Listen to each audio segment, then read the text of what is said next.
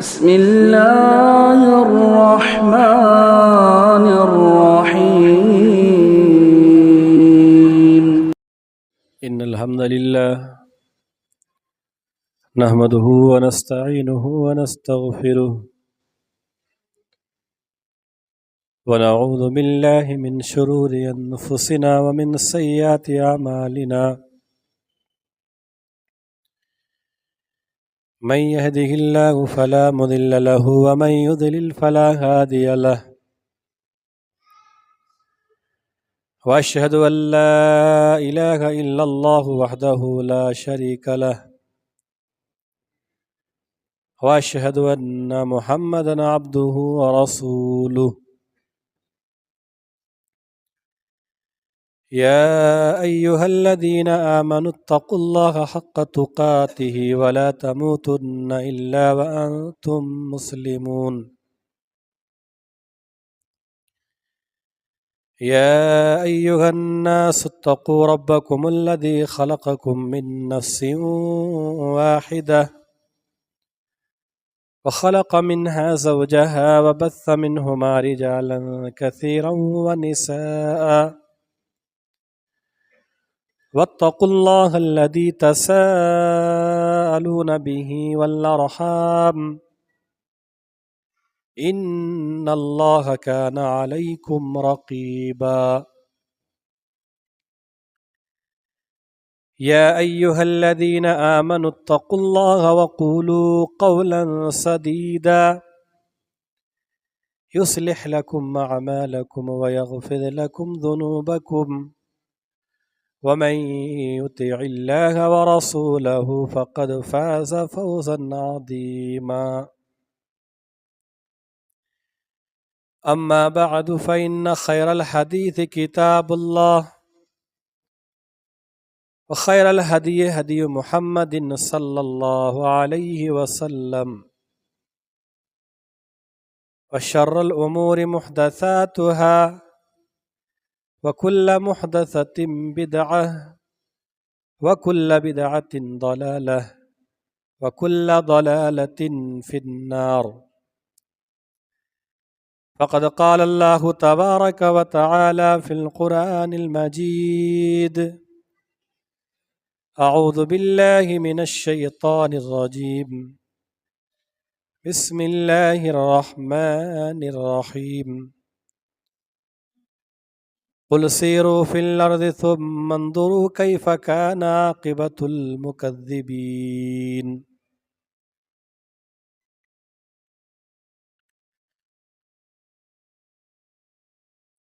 تعریف و توصیف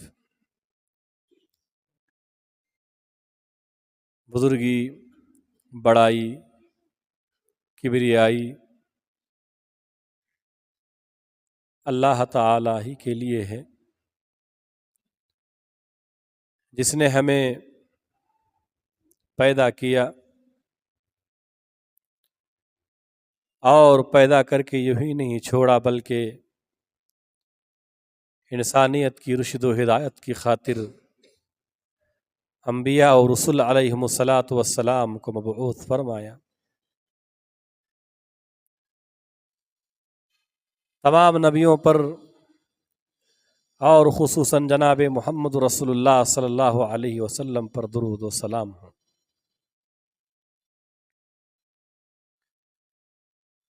محترم حضرات اور پردہ نشین خواتین اسلام،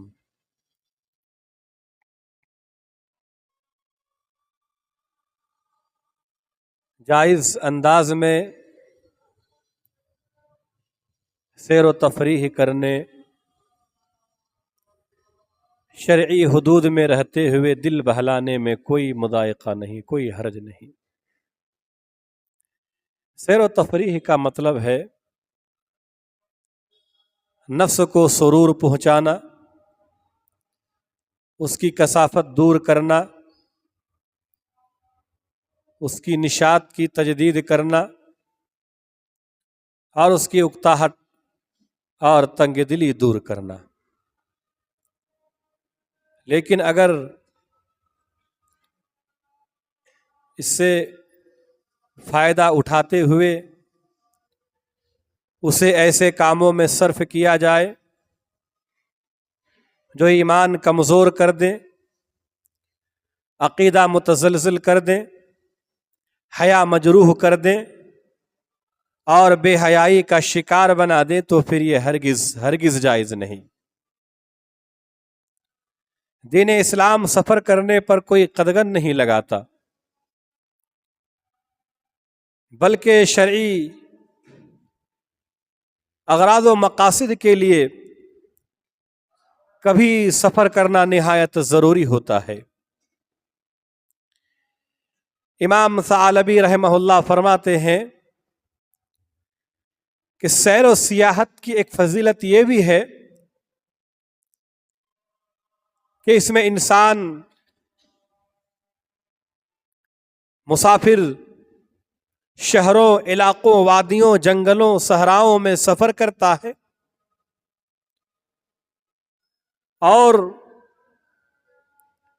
مختلف چیزوں کا مشاہدہ کرتا ہے، لوگوں کے آثار و باقیات کے محاسن ملاحظہ کرتا ہے، رواں دواں ندیاں، ٹھاٹھے مارتا سمندر، خوبصورت ساحل، بلند و بالا پہاڑ، دلکش وادیاں، انوکھے صحرا، خوبصورت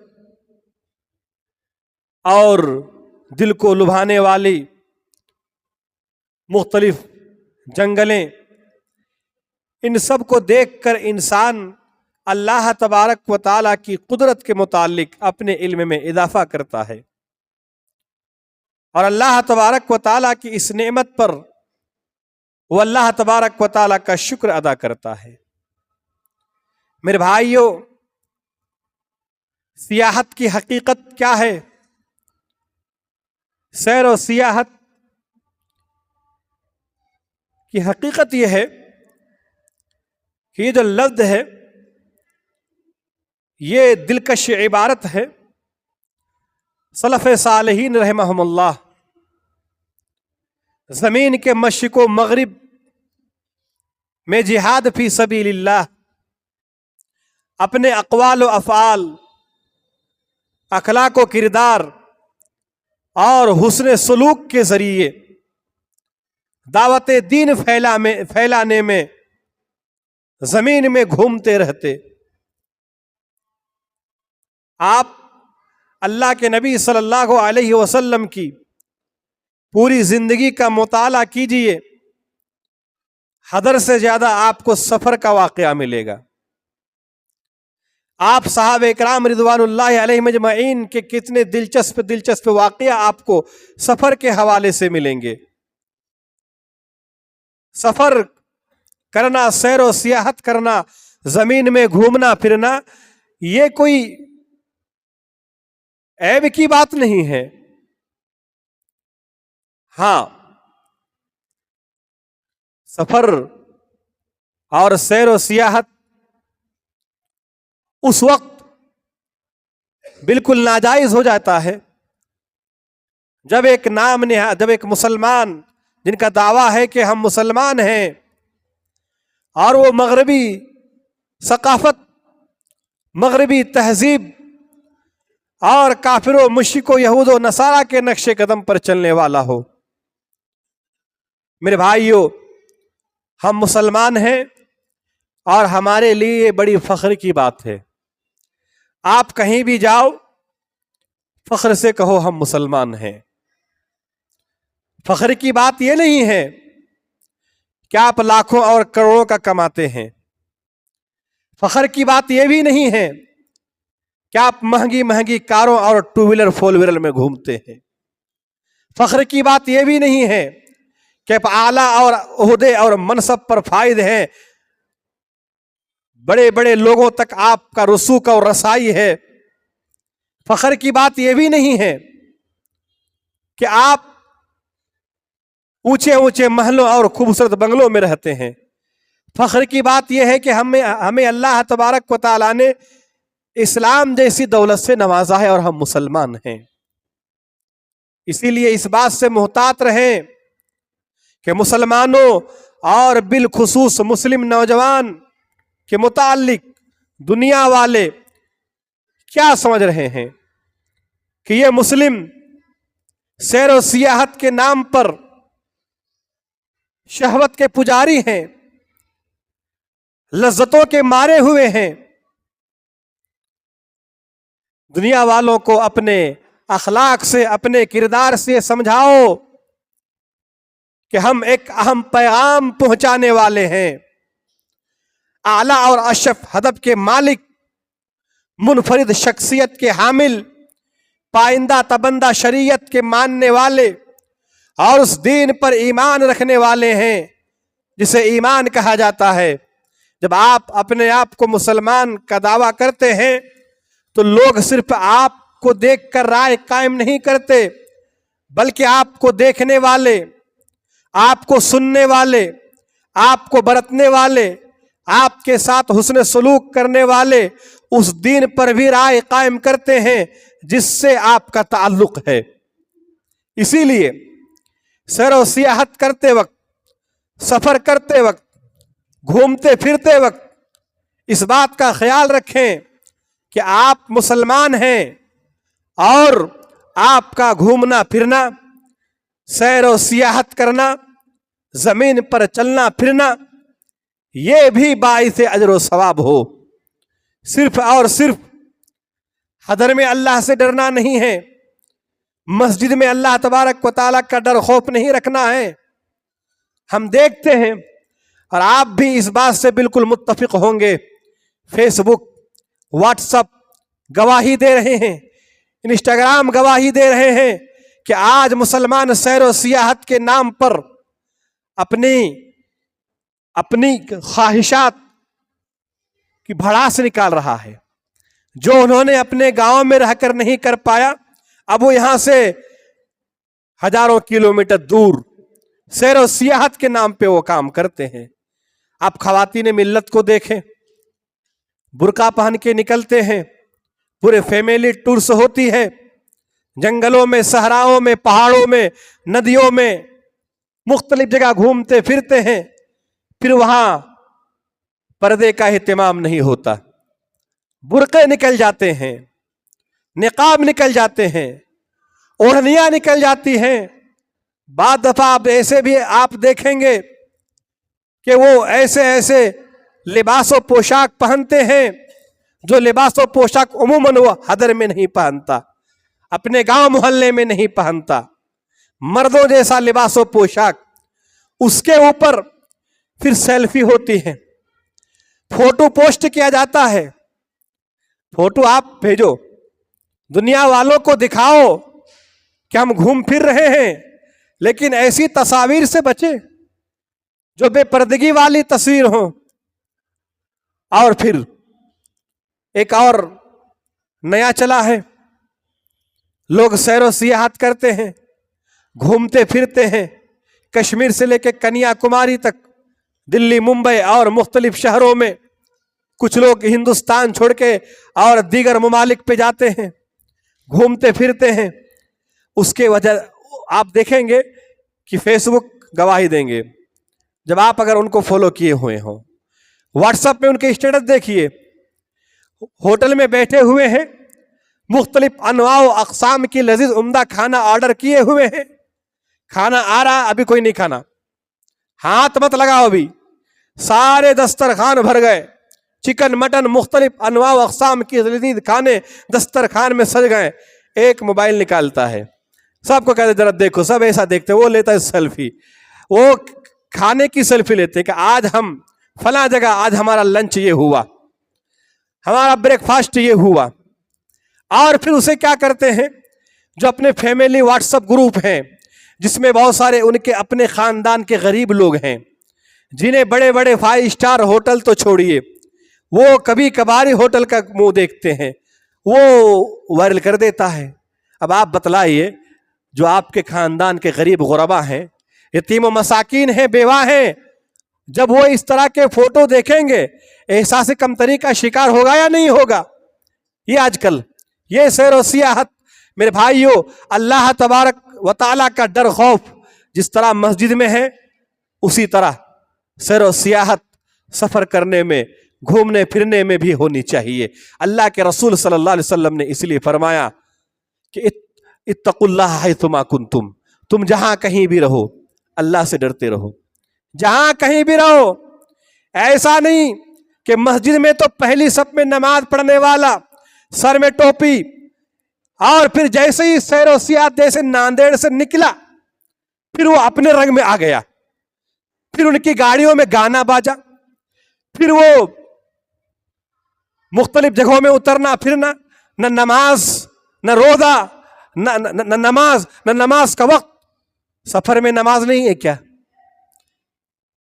سفر میں نماز منسوخ ہو چکی ہے کیا؟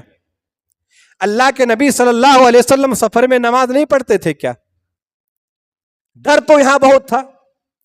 جیسے ہی مسجد سے نکلے, اپنے گاؤں اپنے محلے سے نکلے, سیر و سیاحت کر رہے ہیں, گھوم پھر رہے ہیں, اب اللہ تبارک و تعالیٰ کا ڈر خوف نہیں, نماز کا وقت نہیں ہے. اللہ کے نبی صلی اللہ علیہ وسلم نے سفر کے آداب بیان کیے, سیر و سیاحت کے آداب بیان کیے.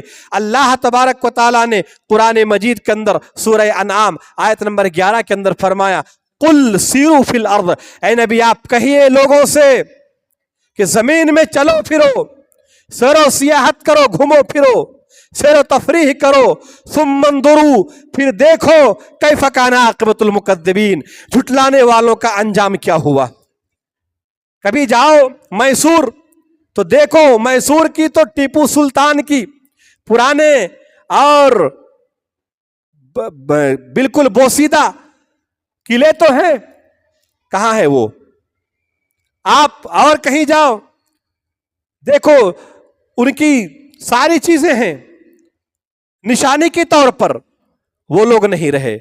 اللہ کے نبی صلی اللہ علیہ وسلم سفر کرتے کرتے جب ایسی قوم کی بستیوں سے گزر ہوتا جس پر اللہ کا عذاب آیا, قوم عاد, قوم سمود, قوم لوط, قوم شعیب, تو آپ کیا کرتے؟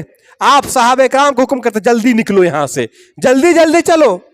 آج الٹا ہے, موبائل نکال کے ذرا ہو جائے قوم عاد کی بستی پر ایک سیلفی, ڈر نہیں لگتا. اللہ کہیں زمین میں دھسا نہ دے ان کی طرح. اللہ کے نبی صلی اللہ علیہ وسلم جلدی جلدی نکلتے. اللہ کے رسول صلی اللہ علیہ وسلم کے صحابہ آپ کے ساتھ سفر کیا کرتے تھے, نماز کا وقت ہوتے ہی وہ نماز پڑھتے تھے. اللہ کے نبی صلی اللہ علیہ وسلم نے سفر کے آداب بیان کیے. آپ صلی اللہ علیہ وسلم جمعرات کے دن سفر کرنے کو مستحب, آپ اپنے نزدیک آپ سفر کرتے تو جمعرات کی رات سفر کرتے. اور آپ نے بھی فرمایا, آپ نے فرمایا علیکم بالدلجہ, رات کو سفر اختیار کرنا لازم پکڑو, یعنی سفر کرنا رہے رات کو سفر کرو. کیوں؟ فإن الارض, کیونکہ زمین تطول باللیل, رات کو لپیٹ دی جاتی ہے, رات میں زمین لپیٹ دی جاتی ہے. دن میں جتنا وقت لگے گا رات میں اتنا کم وقت لگے گا. اس وجہ سے بھی کہ دن میں ٹریفک زیادہ ہوتے ہیں, لوگوں کی بھیڑ بھاڑ ہوتی ہے, آپ اس اسپیڈ سے گاڑی نہیں بھگا سکتے جتنی اسپیڈ سے رات کو بھگائیں گے. اور عموماً اللہ کے نبی نے جب فرمایا تو اللہ زمین کو لپیٹ دیتا ہے, فاصلہ کم ہو جاتا ہے, آدمی جلدی پہنچ جاتا ہے. اللہ کے نبی صلی اللہ علیہ وسلم نے سفر کے آداب بیان کرتے ہوئے بھی فرمایا کہ تنہا سفر نہ کیا کرو, خاص کر کے رات میں اکیلے سفر نہ کیا کرو. وہ اس وقت کی بات تھی جب ٹرین فلائٹ یہ سب کچھ نہیں تھے, موٹر گاڑی یہ سب کچھ نہیں تھا, سفر ہوتی تھی پیدل میں. نبی نے فرمایا تنہا سفر مت کیا کرو, کم از کم 3 شخص سفر کرو. جب تم 3 آدمی سفر کر رہے ہو ایک کو امیر چن لو, امیر کارواں. اگر اس سے زیادہ ہے تو ایک کو امیر بناؤ, اسی کی ماتحت سب چلو. سفر کرنے کی آداب ہیں, ادھر ادھر بکھرو مت. کہیں کوئی اب دیکھیں گے آپ کہ سفر کر رہے ہیں, برسات کے موسم میں لوگ برسات کے موسم میں ندی نالے میں جاتے ہیں اور کیا کرتے ہیں, ان کو نہ گہرائی کا پتہ نہ تیرنا آتا ہے, جو جج میں دیا کود گیا اور کیا ہوا, مر گیا. بکھرنے سے اللہ کے نبی نے منع فرمایا کہ ایک ساتھ رہا کرو, یہاں وہاں بکھرو مت. شیطان ہوتے ہیں, لوگوں کو گمراہ کر دیں گے. اللہ کے رسول صلی اللہ علیہ وسلم نے فرمایا کہ 2 آنکھیں کبھی جہنم کی آگ کو نہیں چھوئے گی. دو آنکھوں کو, ایک وہ آنکھیں جو اللہ تبارک و تعالیٰ کے ڈر سے, اللہ کی خوف سے رویا, دوسری وہ آنکھیں جو اللہ تبارک و تعالیٰ کی لیے پہرےداری کرتے ہوئے رات گزارتا ہے. اللہ کے نبی صلی اللہ علیہ وسلم سفر کرتے اور کسی ایک کو متعین کرتے کہ آج رات کو پہرےداری کون دے گا. سنن ابو داؤد کی روایت ہے, اللہ کے نبی صلی اللہ علیہ وسلم ایک سفر سے واپس آ رہے تھے, کہا آج رات پہرےداری کون دے گا. حضرت بلال نے پہرےداری کی ذمہ داری لی اور کہا میں اذان دوں گا, میں سب کو اٹھاؤں گا فجر میں. سب سو گئے, گہری نیند لگ گئی. حضرت بلال رضی اللہ تعالیٰ عنہ بھی سو گئے, یہاں تک کہ اللہ کے نبی صلی اللہ علیہ وسلم کے چہرے پر دھوپ کی شعائیں پڑنے لگی. آپ اٹھے, بلال کو اٹھایا کہ کیا ہوا, کہ اللہ کے نبی جس نے آپ کو سلا دیا تھا مجھے بھی سلا دیے. اللہ کے نبی صلی اللہ علیہ وسلم نے انہیں اور کچھ نہیں کہا, بس صحابہ کرام سے کہا یہاں سے جلدی کوچ کرو, یہاں سے نکلو. دور جا کر پھر فجر کی نماز مختصر پڑھی. اور کیا فرمایا, کیوں نکلے یہاں سے؟ کہا کہ یہ محدث لکھتے ہیں کہ اس جگہ شیطان تھا جو نماز سے لوگوں کو غفلت میں رکھا. فجر کی نماز ایک دن ایسا ہوا تو اللہ کے نبی صلی اللہ علیہ وسلم جلدی جلدی وہاں سے نکل گئے, دور جا کر نماز پڑھی. اسی لیے میرے بھائیو ضرورت اس بات کی ہے کہ آپ سیر و سیاحت کرتے ہیں, سیر و تفریح کرنے نکلتے ہیں, مزہ لے رہے ہیں, آپ شریعت کے دائرے میں رہ کر خوب مزہ لیجئے. جہاں آپ نے شریعت کے حدود کو فاندہ پھر آپ کا یہ سفر عذاب بن جائے گا. مسافر جو سفر کرتے ہیں وہ بڑا اہم شخص ہے, وہ بڑا اہم شخص ہے, وہ اس کی دعا اللہ رد نہیں کرتا, مسافر کی دعا اللہ قبول فرماتا ہے. اسی لیے ٹرین میں, بسوں میں, پیدل, فلائٹ میں, ہوائی جہاز میں, جس کشتیوں میں, جس میں بھی سفر کر رہے ہیں, ضرورت اس بات کی ہے کہ آپ زیادہ سے زیادہ دعا کریں. دعوت المسافر یہ مستجاب الدعوات ہیں, اللہ مسافروں کی دعائیں قبول کرتا ہے. اب ٹرین میں سفر کر رہے ہیں, ہم لوگ بھی سفر کرتے ہیں, غیر کا چھوڑے, مسلمان کا حال کیا ہے, کیسے سفر کرتے ہیں آج مسلمان؟ عجیب عجیب لباس و پوشاک پہنتے ہیں. پہلی بات یہ لباس سفر کا الگ, یہ الگ, کون سی حدیث میں؟ سفر کا لباس الگ ہے. نماز اگر کسی کو پڑھنا بھی رہتا ہے دوسروں کو تکلیف دے رہے ہیں. آپ ہم سے زیادہ جانتے ہیں کہ دیکھیے آج پوسٹ دے رہا, کیوں بھئی آپ اپنی سیٹ میں بیٹھے بیٹھے نماز پڑھ لو. اسٹیشن میں نماز پڑھنے کی کیا ضرورت ہے؟ جماعت پورے جمع غفیر لوگ آ گئے, جہاں تنگ ہے ایک ایک آدمی نماز پڑھو. سفر میں اپنی اپنی سیٹ میں بیٹھ کے نماز پڑھ لو. اب اس طرح سے مسلمان جب نماز پڑھتے ہیں پھر آپ دیکھتے ہو کیا ہو رہا ہے, پھر کہ یہ فتنہ پھیلانے کے لیے سفر کر رہا ہے.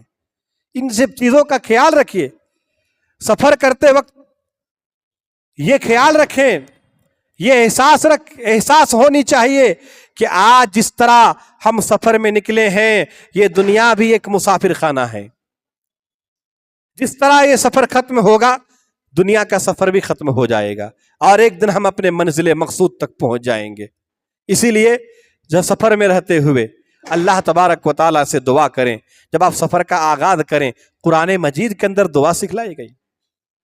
اللہ کے نبی صلی اللہ علیہ وسلم دعا پڑھتے تھے سفر میں. دعا جو ایک امیر بناؤ, ایک کو 3 آدمی سفر کر رہے ہو, ایک کو امیر چنو, وہ میرے کارواں ہے, وہ اس کے ماتحت سفر کیا کرو.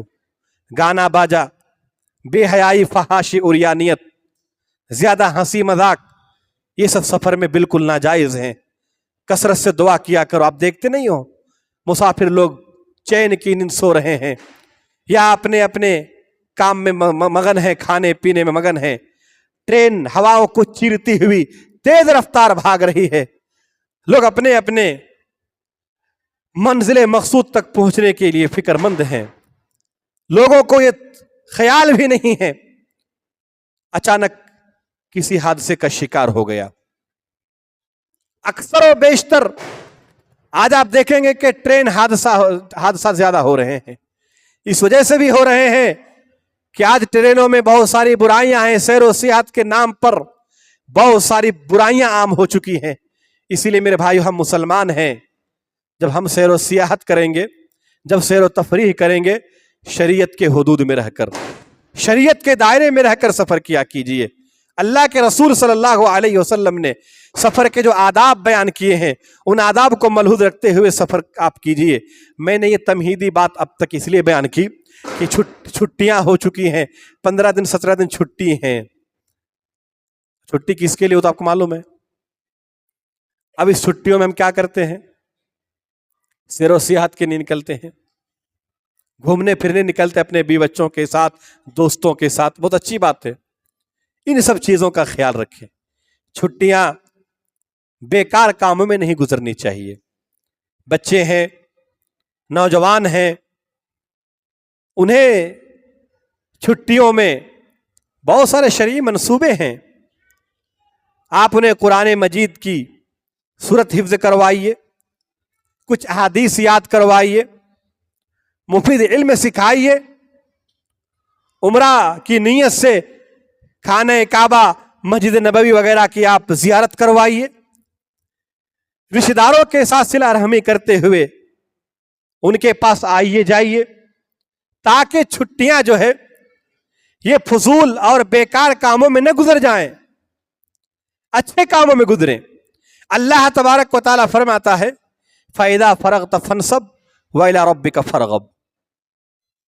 آپ عموماً سب کو یاد ہے یہ سورت کہ اے نبی جب آپ فارغ ہو جائیے تو کس کی عبادت کیجئے۔ یعنی جنگ و جہاد میں، سیر و سیاحت میں اللہ کے نبی صلی اللہ علیہ وسلم مختصر 2 رکعت نماز پڑھا کرتے تھے، قصر کیا کرتے تھے۔ اللہ نے حکم دیا جب قرآن مجید کی ویسی تلاوت نہیں ہوتی تھی، لیکن آپ دیکھیں گے کہ سفر میں بھی صحابہ کرام قرآن مجید پڑھا کرتے تھے، رات کو جاگتے تھے قرآن مجید پڑھا کرتے تھے، تیر و تلوار ان کے بدن میں چبھ جاتے پھر بھی وہ قرآن جاری رکھتے۔ ایسے بہت سارے واقعات ہیں۔ ان سب چیزوں میں آپ چھٹیاں گزاریے، نہ کہ بیکار فضول چیزوں میں۔ آخری بات کہہ کے اپنی بات ختم کرتا ہوں کہ سیر و سیاحت اللہ کے نبی صلی اللہ علیہ وسلم کی زندگی کا ایک اہم حصہ ہے۔ آپ صلی اللہ علیہ وسلم کے بڑے دلچسپ واقعہ ہیں۔ میں ایک واقعہ بیان کر کے اپنی بات ختم کروں گا کہ اللہ کے نبی صلی اللہ علیہ وسلم سفر کرتے تو آپ ہنسی مذاق بھی کرتے تھے، دل لگی کی باتیں بھی کرتے تھے، سب کرتے تھے آپ، لیکن شریعت کے حدود میں رہتے ہوئے۔ یہ جو آپ حدیث سنے ہیں اما عائشہ رضی اللہ تعالیٰ عنہا سے، اللہ کے نبی صلی اللہ علیہ وسلم نے دوڑ میں مسابقہ کیا۔ وہ کب کا واقعہ ہے؟ وہ گھر میں، سفر میں، وہ سفر کا واقعہ ہے۔ حضرت صفیہ رضی اللہ تعالیٰ عنہ سے نکاح اللہ کے نبی نے کہاں کیے؟ سفر میں، ولیمہ بھی ہوا مختصر، کھائے پیے بھی۔ ایسے بہت سارے واقعات ہیں۔ اللہ کے نبی صلی اللہ علیہ وسلم کے ایک صحابہ ہیں جنہیں حضرت جابر کہتے ہیں۔ حضرت جابر رضی اللہ تعالیٰ عنہ جلیل القدر صحابی ہیں۔ یہ بہت ہی آزمائش کے دور سے گزر رہے تھے۔ ان کے والد حضرت عبداللہ رضی اللہ تعالیٰ عنہ جنگ احد میں شہید ہو گئے، اور 9 بیٹیاں تھیں ان کی، 9، اوپر سے بہت سارا قرض۔ 9 بیٹیاں، بہت سارا قرض چھوڑ کر حضرت عبداللہ اللہ کی راہ میں شہید ہو گئے۔ ساری ذمہ داری آ گئی حضرت جابر پر۔ آج ہم رہتے تھے کیا کہتے؟ باپ کو، مرے ہوئے باپ کو کوستے، اتنی بچہ پیدا کرنے کی کیا ضرورت تھی، اتنا قرض لینے کی کیا ضرورت تھی۔ یہ صحابہ ہیں۔ اللہ کے نبی صلی اللہ علیہ وسلم غزوہ ذات الرقاع کی سفر کے لیے نکلے، حضرت جابر بھی نکلے ہیں، لیکن ان کا جو اونٹ ہے بڑا کمزور ہے، لاغر ہے۔ سارے لوگ آگے نکل گئے، اللہ کے نبی صلی اللہ علیہ وسلم پیچھے پیچھے آئے۔ حضرت جابر سے کہا جابر کیا بات ہے؟ کہ اللہ کے نبی میرا اونٹ بہت کمزور ہے، اس لیے میں پیچھے رہ گیا۔ اللہ کے نبی صلی اللہ علیہ وسلم نے کہا رکو، اونٹ کو بٹھایا اور لکڑی سے، اس چھڑی سے اونٹ کے پیٹھ پر تھوڑی ہلکی ضرب لگائیں۔ یہ آپ کا معجزہ اللہ کے نبی صلی اللہ علیہ وسلم کا۔ پھر اونٹ میں وہ تیزی آ گئی، اونٹ کے انگ انگ میں چستی کی لہر دوڑ گئی۔ حضرت جابر فوراً اس اونٹ کی گردن پکڑ کر پیٹھ پر بیٹھ گیا، اب تیز تیز چلنے لگے۔ اللہ کے نبی صلی اللہ علیہ وسلم حضرت جابر ایک ساتھ سفر کر رہے ہیں، جا رہے ہیں۔ اللہ کے نبی صلی اللہ علیہ وسلم اب سفر کرے خاموشی کے ساتھ نہیں ہوتا ہے۔ دونوں آدمی سفر کر رہے ہیں، 4 5 سب خاموش، ایسا ہوا ہے کبھی؟ زور زور سے کہے ہوتے ہیں، رات کو باقاعدہ دوسرے لوگوں کو کہنا پڑتا بھائی ابھی سو جاؤ 10 بج گیا، پھر صبح تم لوگ چیخ پکار کرنا، ایسے بھی ہوتے ہیں سفر۔ اللہ کے نبی صلی اللہ علیہ وسلم خاموشی کے ساتھ سفر نہیں کیے، آپ صلی اللہ علیہ وسلم نے گفتگو کا آغاز شروع کرنا ہے۔ اب آپ کس سے گفتگو کریں گے؟ حضرت جابر نوجوان تھے، عموماً نوجوان کے ذہن میں کیا آتا ہے؟ شادی بیاہ، یہی سب تو آتا ہے۔ اب ہم کیا کہتے ہیں؟ ہم ایسے بزرگوں کو شادی بیاہ کی بات کہتے ہیں جن کی 60 سال میں بیوی انتقال کر گئے، اب ہم اسے لگاتے ہیں اکسانے، شادی کر لو شادی کر لو۔ اب بیچارہ گھر میں کیا حال ہوگا؟ اللہ کے نبی صلی اللہ علیہ وسلم حضرت جابر سے کہا، جابر شادی کیے ہو؟ مسکراتے ہوئے کہا اللہ کے نبی شادی کیے ہیں۔ اللہ کے نبی نے فرمایا کنواری سے کیا ہے یا سیبہ سے کیا ہے، شادی شدہ سے کیا ہے؟ حضرت جابر نے کہا کہ اللہ کے نبی کنواری سے نہیں کیا ہے، شادی شدہ بڑی عورت سے، عمر کی عورت سے کیا ہے۔ اللہ کے نبی صلی اللہ علیہ وسلم کو بہت تعجب ہوا، ایک نوجوان ہے، کنوارا ہے، انہوں نے بڑی عمر کی عورت سے شادی کیوں کر لی؟ تعجب کے ساتھ فرمایا کیوں نہ تم نے کنواری لڑکی سے شادی کر لی، تم اس سے کھیلتے وہ تم سے کھیلتی، ہنستے مذاق کرتے۔ حضرت جابر رضی اللہ تعالی عنہ نے جو وجہ بتائی وہ ہمارے لیے آج کل کے ماحول میں بڑی عبرت ہے۔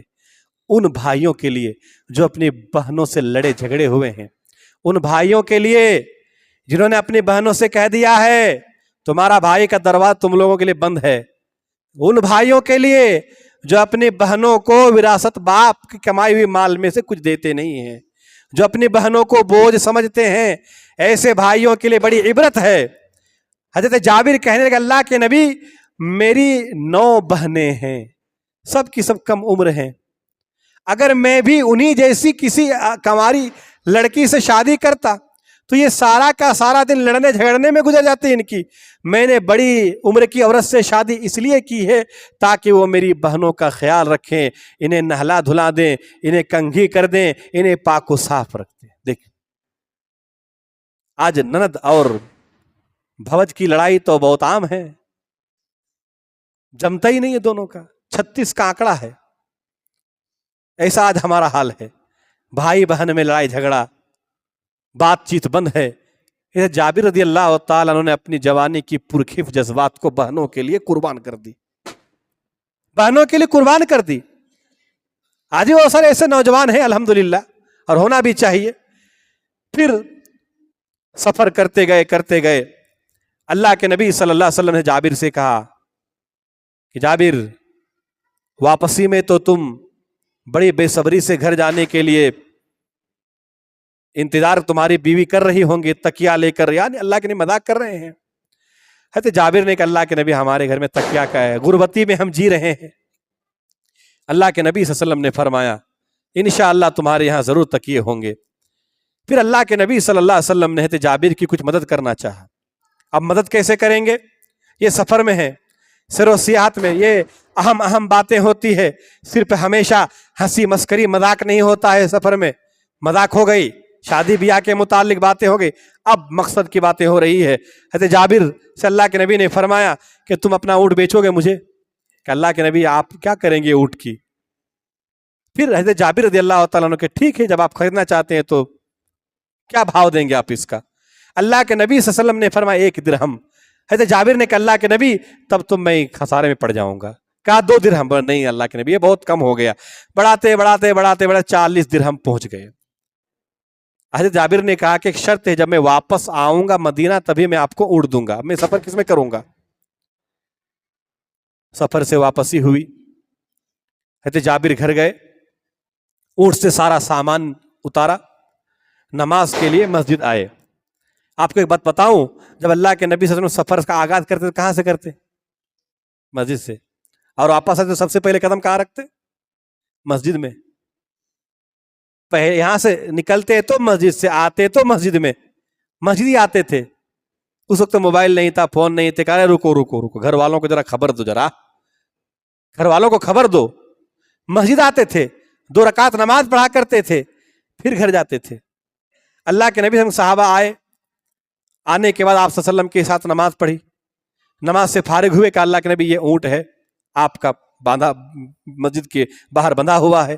اللہ کے نبی صلی اللہ علیہ وسلم نے حضرت بلال رضی اللہ تعالیٰ عنہ سے کہا کہ بلال حضرت جابر کو 40 درہم اور اس سے کچھ اوپر ہی دے دیا کرو. یہ بڑا نقطے ہیں، وقت نہیں ہے، مختصر یہ بتاتا ہوں. آج ہمارے پاس جو کام کرتے ہیں، اگر ایک دن غیر حاضری ہم پیسہ کاٹ لیتے ہیں، اس کا تنخواہ کاٹ لیتے ہیں. اللہ کے نبی صلی اللہ علیہ وسلم یہاں بڑھا کے دے رہی ہے، احسان ہے احسان. یہ عادت ڈالو. پیسہ کاٹنا تو بڑا آسان ہے، دو اوپر. آج 1 مہینہ ہوا ہے میرے دکان میں کام کرنے والے مزدور، آج تجھے صرف یہ دیوالی میں نہیں ہے، مٹھائی کی ڈبے نہیں دینا ہے. ہر وقت کبھی دیکھو سوچو. الحمدللہ لوگ بتاتے ہیں ایسے ایسے بھی تاجر لوگ نکلے ہیں جو ان کے دکانوں میں کام کرنے والے جب یہاں سے نکل گئے تب بھی ان کے گھر جاتے ہیں، ان کے بیمار ہے، مجبوری ہے، ان کو پیسہ دے کے. ایسے بھی تاجر لوگ ہیں الحمدللہ. اللہ کے نبی صلی اللہ علیہ وسلم نے بڑھا کے دیا. یہ عادت ڈالو. پیسہ کاٹنا بڑا آسان ہے، مہینہ گزر ہو گیا کاٹ لیا، وہ آ کے آپ کے سامنے رو رہا ہے گڑ گڑا، نہیں ہوگا، میری غیر حاضری ہو گئی تھی، اب نہیں ہوگا ایسا. آپ سجا دے رہے ہیں کاٹ کر. آپ سمجھ رہے ہیں آپ بڑے متقی پرہیزگار ہو. یہ متقیوں کی صفت نہیں ہے، یہ مکاروں کی صفت ہے. یہ عادت یہ ڈالو کہ جو پورا کام کر رہا ہے، ایک آدمی نہیں کیا ہے، اسے اس کی تنخواہ سے زیادہ بڑھا چڑھا کر دو. یہ نبی کی سنت ہے. اللہ کے نبی صلی اللہ علیہ وسلم نے حضرت جابر سے کہا، حضرت بلال سے کہا جابر کو 40 اور کچھ زیادہ ہی درہم دے دو. دے دیا. چلے جا رہے ہیں. اب سوچ رہے ہیں اس پیسے کا کیا کرنا ہے. خرچہ کرنا ہے، اونٹ خریدنا ہے کہ قرض داروں کو دینا ہے. اتنے میں حضرت بلال وہ اونٹ لے کے آ رہے ہیں. حضرت جابر حیران ہو گئے کہ کہیں پھر سودا تو واپس نہیں کر دیا اللہ کے نبی نے. کہ کیا بات ہے بلال؟ حضرت بلال رضی اللہ تعالیٰ عنہ نے کہا کہ اللہ کے نبی صلی اللہ علیہ وسلم نے حکم دیا ہے کہ یہ اونٹ بھی آپ رکھ لو اور پیسہ بھی آپ رکھ لو. حضرت جابر رضی اللہ تعالیٰ عنہ واپس اللہ کے نبی کے پاس آئے کہ اللہ کے نبی کیا ماجرا ہے، کیا آپ کو اونٹ کی ضرورت نہیں ہے؟ اللہ کے نبی صلی اللہ علیہ وسلم نے فرمایا تم کیا سمجھے تھے کہ میں تمہاری اونٹ حاصل کرنے کے لیے تم سے بھاؤ قیمت معلوم کر رہا تھا؟ بلکہ محدث لکھتے ہیں کہ اللہ کے نبی صلی اللہ علیہ وسلم نے دوسری حدیث کے اندر یہ بھی ہے کہ آپ نے فرمایا میں یہ معلوم کر رہا تھا کہ تمہیں کتنے پیسوں کی ابھی ضرورت ہے اور میں کتنا دے سکتا ہوں. ابھی فی الحال تمہیں 40 درہم کی ضرورت تھی، میں نے کچھ بڑھا چڑھا کر دیا. یہ سارا واقعہ کہاں کا ہے؟ سفر کا واقعہ ہے کہ سیر و سیاحت کے نام پر اللہ کے نبی صلی اللہ علیہ وسلم اتنے اچھے اچھے کام کرتے تھے. اور بھی بہت سارے واقعات ہیں، دلچسپ واقعات ہیں. آپ مطالعہ کیجئے کہ اللہ کے نبی صلی اللہ علیہ وسلم جب سفر میں نکلتے تھے صحابہ کرام کے ساتھ تو صحابہ کرام رضی اللہ تعالیٰ عنہ کے ساتھ کیسے کیسے واقعہ پیش آئے ہیں. آخر میں اللہ تبارک و تعالیٰ سے دعا گو ہوں کہ العالمین تو ہمیں اس بات کی توفیق عطا فرما کہ ہم سیر و سیاحت کرے شریعت کے دائرے میں رہ کر. پروردگار عالم ہم میں سے جو پریشان حال ہیں تو ان کی پریشانی کو دور فرما. جو لوگ بیمار ہیں اللہ تو انہیں شفائے کاملہ عاجلہ عطا فرما. ہم جب تک زندہ رہیں تو ہمیں ایمان کی حالت میں زندہ رکھ، اور جب ہمارا خاتمہ ہو زباں پر کلمہ لا الہ الا اللہ آمین. ان فی ذلک لذکری لمن کان قلب القى السمع وهو شہید.